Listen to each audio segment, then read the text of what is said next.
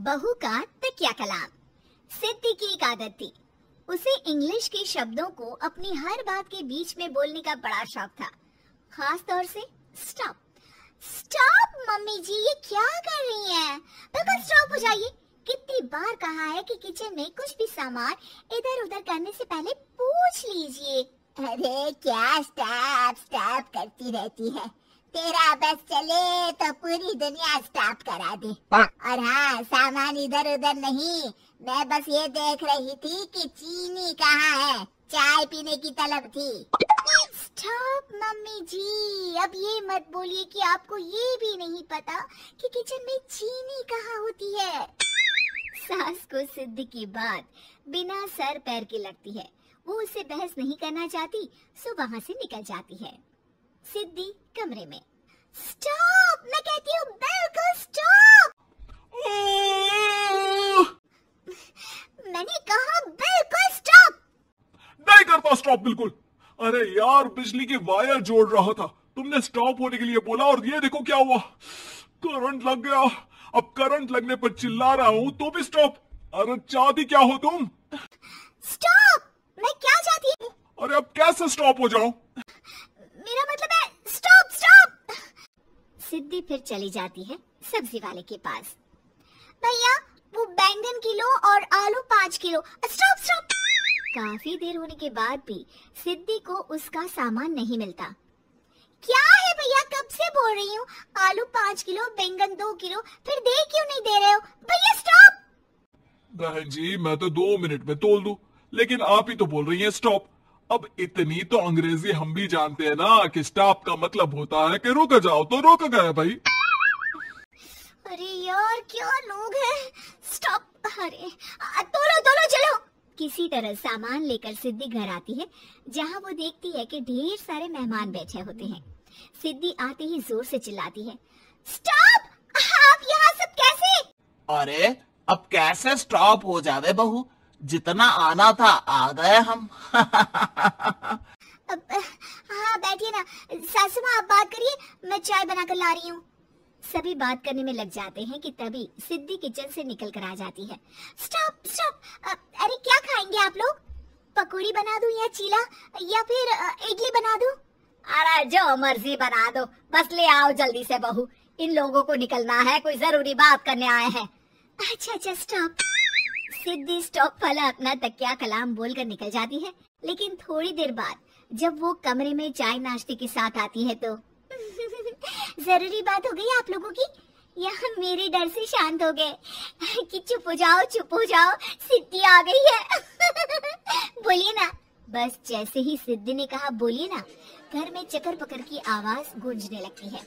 अरे तुम स्टॉप क्या बोल कर गई, सभी शांत हो गए, अब बात शुरू करेंगे। हाँ भाई, बहू तुम वो स्टॉप बोल कर गई तो हम लोगों को लगा कि शायद तुम भी सुनना चाहती हो कि हम लोग क्या बात कर रहे हैं। फिर जो मेहमानों की बात शुरू होती है वो घंटों बीत जाते हैं, चलती ही रहती है। अरे तेरे स्टॉप के चक्कर में दोपहर हो गई, अब जाकर सबके लिए जा खाना बना कर लिया। तभी स्टॉप नहीं बोला होता तो अब तक बात खत्म हो चुकी होती। बेचारी सिद्धि करती भी क्या, खुद के स्टॉप बोलने की आदत से खुद ही परेशानी मोल लेती है। आप लोग खाना खाकर जाइए, हाँ मैं जा रही हूँ बनाने।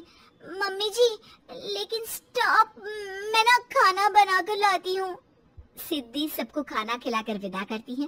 पूरी तरह से थक चुकी सिद्धि शाम को पार्क में वॉक करने जाती है। स्टॉप यार, आज तो मैंने बहुत खा लिया, पेट लग रहा है कि फट ही जाएगा।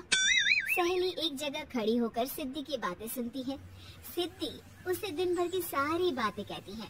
स्टॉप यार स्टॉप, चल मैं घर जा रही हूँ, सोचा था थोड़ा वॉक कर लूंगी, पेट हल्का हो जाएगा। सारा दिन काम कर करके थक भी गई थी, लेकिन यार तेरे कारण बस खड़ी ही रह गई। वैसे तो पार्क करने क्या आई थी? और यार बड़ी अजीब लड़की है, मैंने कितनी बार बोला कि मैं वॉक पर आई थी, लेकिन तू स्टॉप स्टॉप बोलकर रोक लेती थी मुझे। यार प्लीज अब तू जा, मैं वॉक करके ही घर जाऊंगी। ओ यार वो स्टॉप तो मेरा तकिया कलाम है। घर के सभी लोग सिद्धि के स्टॉप से परेशान थे। वे कभी उसके बोलने पर स्टॉप हो जाते तो मुसीबत आ जाती, कभी नहीं होते तो भी मुसीबत आ जाती। अरे मैं तो इस बहू के तकिया कलाम से परेशान हो गई हूँ। अरे कोई तो उसकी ये आदत हटाए। देखो माँ, ये जो आदत होती है ना, जब तक खुद की जान पर न बन जाए आदत छूटती नहीं। अरे उसकी जान पर बनाए उससे हमें क्या, हम लोगों के लिए तो ये परेशानी का कारण बनती ही जा रही है।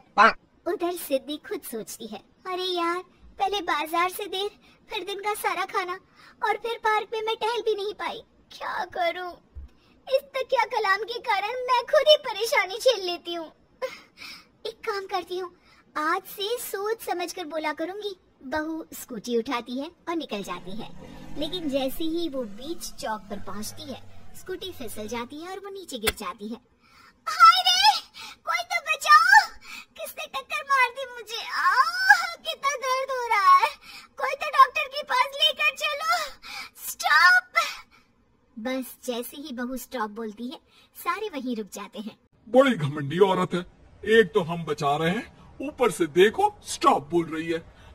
स्टॉप, कोई नहीं है क्या इस पूरे शहर में? बहू अपने तकिया कलाम की रट लगा कर रखती है। स्टॉप, कोई है? कोई स्टॉप? लोग उसकी मदद के लिए आगे तो आते हैं, लेकिन जैसे ही उसका तकिया कलाम सुनते हैं, वहाँ से निकल जाते हैं। तभी कहीं से उसका पति लौट रहा था। वो बीवी को रास्ते में पड़ा देख हैरान रह जाता है। अरे तुम यहाँ, कितनी चोट लगी है तुम्हें? पति आसपास खड़े लोगों पर गुस्सा हो जाता है। आप लोगों को दिखाई नहीं दे रहा कि मेरी बीवी को चोट लगी है? कोई भी नहीं है जो उसे उठाकर बिठा सके? अरे भाई साहब, कोई क्या मदद करे इस महिला की। और इतनी घमंडी है, जब भी इन्हें उठाने की कोशिश करो स्टॉप स्टॉप बोल देती है। स्टॉप! ये क्या बोल रहे हैं आप लोग? मैं पिछले आधे घंटे से दर्द सह रही हूँ।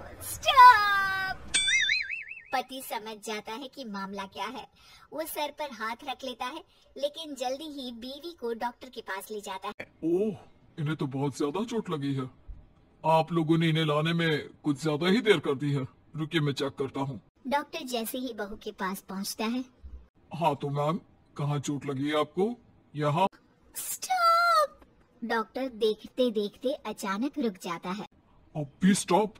अरे नहीं नहीं डॉक्टर साहब, अब तो सपने में भी स्टॉप नहीं बोलूंगी।